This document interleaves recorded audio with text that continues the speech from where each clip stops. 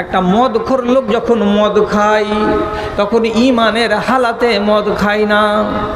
একটা চোর যখন চুরি করে তখন তার অন্তরে ঈমান থাকে না।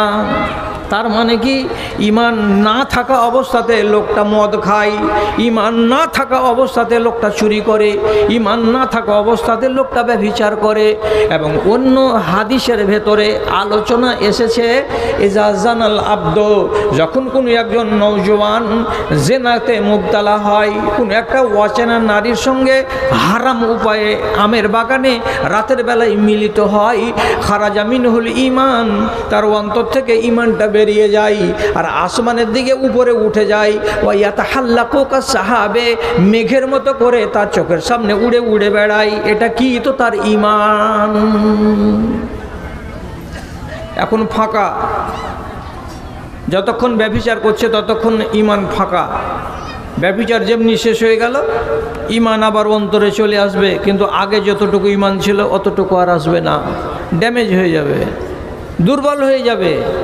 এই করতে করতে করতে করতে একটা মানুষের ঈমান কমতে কমতে কত দূর গিয়ে ঠেকে? তো সরিষার দানাতে গিয়ে ঠেকে। আমাদের দেশে যেগুলো ঈমান আছে, সে ঈমানগুলোকে আল্লাহ তাআলা আমাকে দেখার মতো কোনো যোগ্যতা দেয়নি, না হলে আমি লাইনে লাইনে দেখে দেখে বলে দিতাম কার ঈমান 2.5 কেজি, কার ঈমান 1 কেজি, কার ঈমান সরিষার দানা আর কার ঈমান মুসুরির দানা। কিন্তু শিখে রাখেন যে ঈমান বাড়ে এবং ঈমান কমে যায় কিসের দ্বারাই? যত বেশি ভালো কাজ করবে ঈমান তোমার বাড়বে, আর যত মন্দ কাজ করবে তোমার ঈমান তত দুর্বল হবে। রাসূল একদিন সকালবেলায় মসজিদে নববীতে বয়ান রাখছেন, কি বলে? উরিদ নাসান আলাইহিম কমসুম, আজ রাতের বেলায় আমার সাহাবীদের মধ্যেকার এক ঝাঁক সাহাবীকে আমাকে স্বপ্নে দেখানো হলো। আমি স্বপ্নে দেখতে পেলাম আমার সবটি সাহাবীর গায়ে জামা আছে, কিন্তু কিছু কিছু সাহাবীর গায়ে জামা দেখতে পেলাম তার বুক বরাবর জামাটা ঝুল আছে। আবার কিছু কিছু সাহাবীকে দেখতে পেলাম তার জামাটা কোমর পর্যন্ত ঝুলে আছে। আর কিছু কিছু সাহাবীকে দেখতে পেলাম তাদের জামাটা হাঁটু বরাবর ঝুলে আছে। আর কিছু কিছু সাহাবীকে দেখলাম তাদের জামাটা পায়ের গোড়ালি পর্যন্ত ঝুলে আছে। আর তার ভেতরে একজন আমার সাথীকে আমি দেখতে পেলাম, ইয়াজুররু রিদাহু, ও যদি হাঁটছে তো ওর গায়ের জামাটা এত লম্বা, ওর গায়ের চাদরটা এত ঝুলা ঝালা যে এখানে হাঁটছে আর 3 হাত পিছন দিকে ওর চাদরটা জমিনকে ছেঁচড়াচ্ছে আর চলে যাচ্ছে, ছেঁচড়াচ্ছে আর চলে যাচ্ছে। তার চাদরটা তার গা থেকে এতটা বেশি লম্বা। তো কাউরি চাদর এতটুকু, কাউরি এতটুকু, কাউরি অতটুকু, আবার কাউরি চাদর ঝুলছে, জমিনে ছেঁচড়াচ্ছে, হাঁটছে আর ছেঁচড়াচ্ছে। বলছে আমি আজ রাতে এটা দেখেছি। রাসূলকে সাহাবায়ে কেরাম জিজ্ঞেস করে বলছেন, আল্লাহ রাসূল, আপনি এটা যে স্বপ্নে দেখলেন তো এর তাবিল বা ব্যাখ্যা কি করলেন? ব্যাখ্যাটা কি? রাসূল বলছেন, আদ-দীন ওয়া ফি রাওয়ায়াতিন আল ঈমান, আমি এটার ব্যাখ্যা করেছি, এর মানে হলো ঈমান। আমার সাহাবীরা হাজার হাজারটা আছে, কাউরি ঈমান এই পরিমাণের আছে, কাউরি ঈমান এই পরিমাণের আছে, কাউরি ঈমান এত বেশি আছে যে কাপড়টা যেমন ছেঁচড়াই তেমনি তার এক্সেস ঈমান আছে। এটা কে? তো নবীজি বললেন, এটা আমার সাথী উমারের ঈমান। তার মানে কি, উমারের ঈমানের কাছে তোমাদের কাউরি ঈমান লাগবে না। আল্লাহ রাব্বুল আলামিন তাকে ঈমানের দিক দিয়ে এত বলিষ্ঠ করেছিলেন। আর আমি আপনাকে 5 মিনিট আগে বললাম, যার গায়ে ঈমান যত বেশি হবে তাকে দেখতে দুর্বল ঈমানের লোকেরা ফুলফুল করবে, ফুলফুল করবে। হযরত উমরকে দেখে ভয় কতটা লাগতো, কতটা লাগতো ভয়! আল্লাহ, মানুষ তো দূরের কথা রে দাদা ভাই, বাগানের দিকে যদি হাঁটা দিতেন তো ওই এলাকার যত জিন, এক জিন আর এক জিনকে বলতো, এই ঘাটা দিয়ে যাসি না রে, অন্য ঘাটা দিয়ে যা। কোথায় যাবি? চাঁদপুর যাবি? বলে হ্যাঁ। এ রাস্তা দিয়ে যাস না, অন্য রাস্তা দিয়ে যা। কেন জি? বলছে এ রাস্তা দিয়ে উমারকে আসতে দেখলাম, যেই রাস্তা দিয়ে উমার যাবে ওই রাস্তা দিয়ে জিনেরা চলতে সাহস পায় না। কেন পায় না? উমারের কি চারখানা হাত ছিল নাকি? না না না, উমারের ইমানের এতটা তাগত ছিল, উমারের ইমানের এতটা ভোল্টেজ ছিল, সেই ভোল্টেজকে মানুষেরা সহ্য করতে পারতো না। তার জন্য দূরদারাজ এলাকা থেকে লোক যদি আসতো তো উমারকে দেখতে গেলেই বগলের চামড়াগুলো কুদে কুদে কুদে কুদে উঠতো আর স্থির হয়ে দাঁড়াতে পারতো না। এটা হলো ইমানের তেজি। গোড়াতে কি বলেছিলাম? সাহাবায়ে কেরাম বলতেন, এসো না জি একটু ইমান তাজা করা দুটো গল্পগুলো করি, এই ড্যামেজ ইমান যদি আল্লাহ দেয় একটু ভালো হয়ে যায়। কিছু জানা আছে এরকম? আপনি আপনার কোনো ভাইকে নিয়ে বসে একটা দোকানে কোনো একটা গল্প শোনাতে পারবেন, যেই গল্পটাতে আমার কিংবা আমার আর কোনো ভাইয়ের যে শুনল তার অন্তত দুয়ানা লাভ হবে আর মনটার ভেতরে রেখাপাত করবে যে না কথাটি ভালো বললে জি ভাই। এমন কথা শোনাতে পারবেন? যদি পারেন তো শুনান। আপনাকে আমি কি শোনাবো? আগামীকালকে উহুদের যুদ্ধ হবে,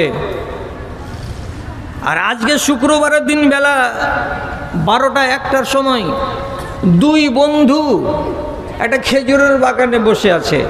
এক বন্ধুর নাম হলো সাদ আর আরেক বন্ধুর নাম হলো আব্দুল্লাহ বিন জাহাশ। দুই বন্ধু বসে আছে।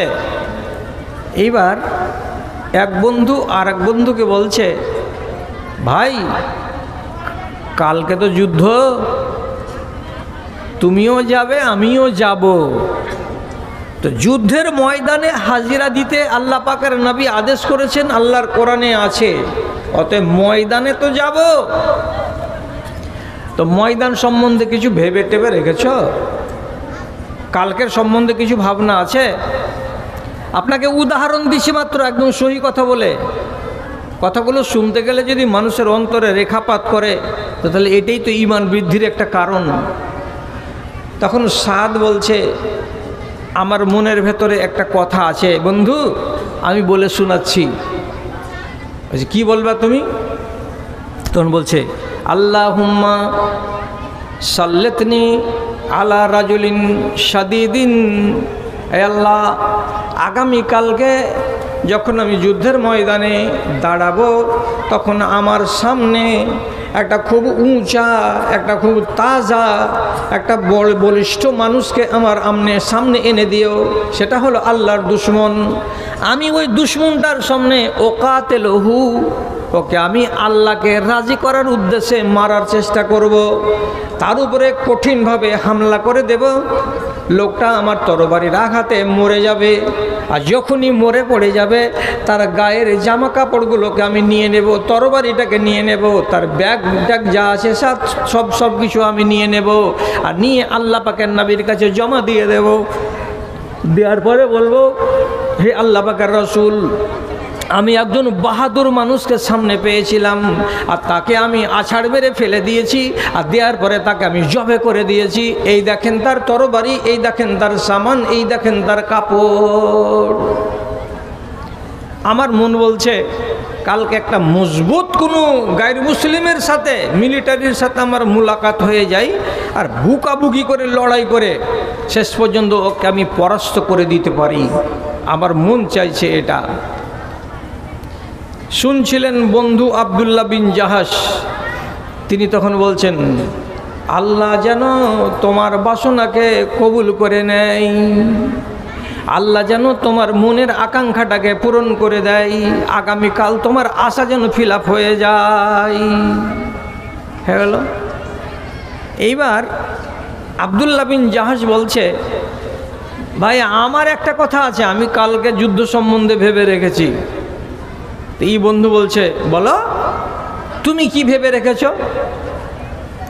তখন ইনি বলছেন, আল্লাহুম্মা লাকিয়ানি রাজুলুন শাদীদুল হারাদে, এই আল্লাহ আগামীকালকে যুদ্ধের ময়দানে আমি যেন আমার সামনে একটা বলিষ্ঠ একটা বীর পুরুষের বেটা, আমার শত্রু তাকে আমি সামনে পেয়ে যাই।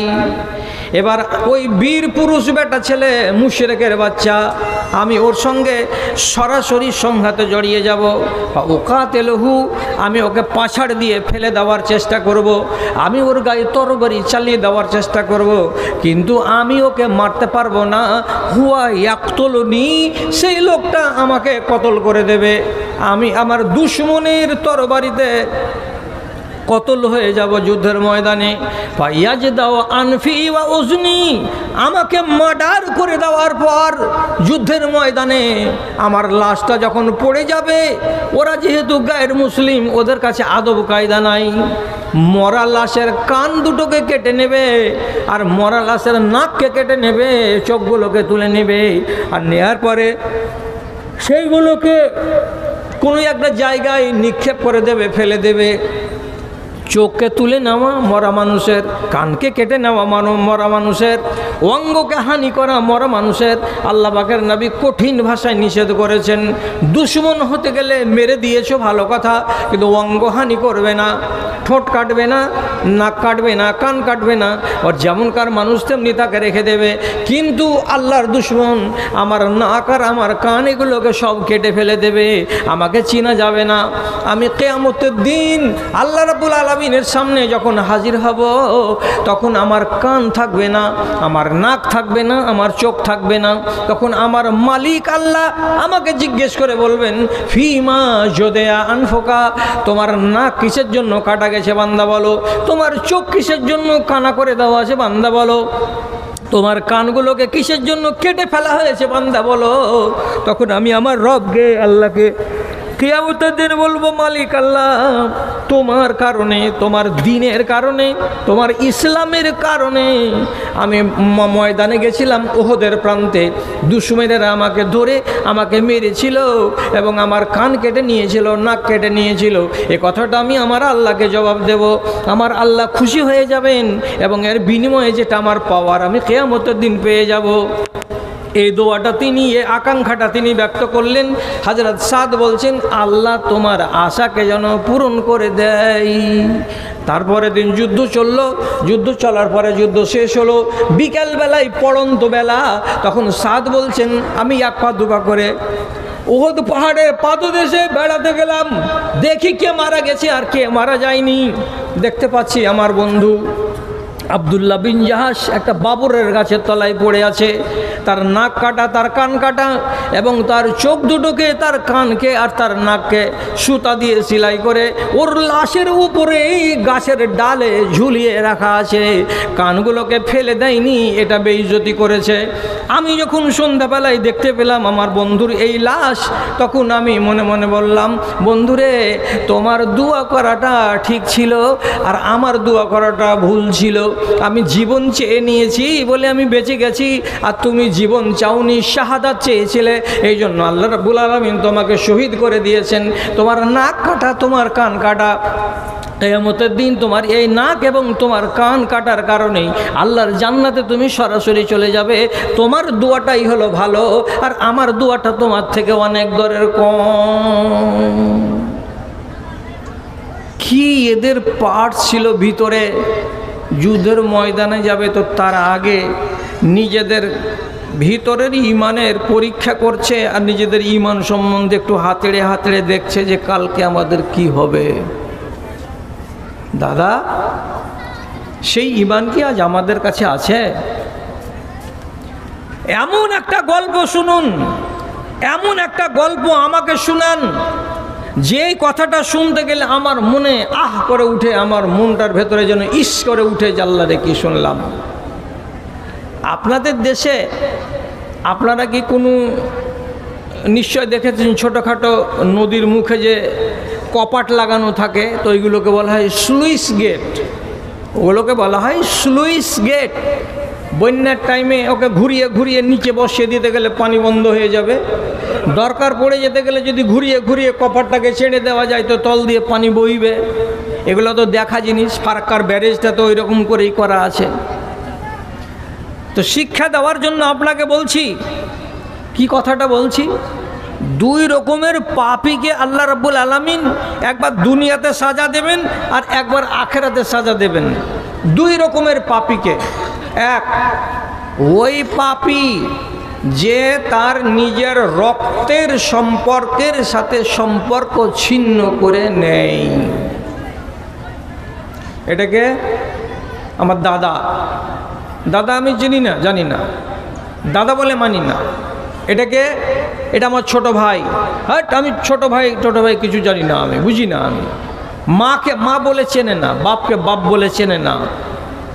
80 বছর বয়সের বুড়ি মা আর বুড়া বাবা হাত পুড়িয়ে পুড়িয়ে খাচ্ছে, আর বেটা ঠাট করে করে নিজের স্ত্রীকে নিয়ে ভাজছে আর খাচ্ছে, চিনে না মা বাবাকে।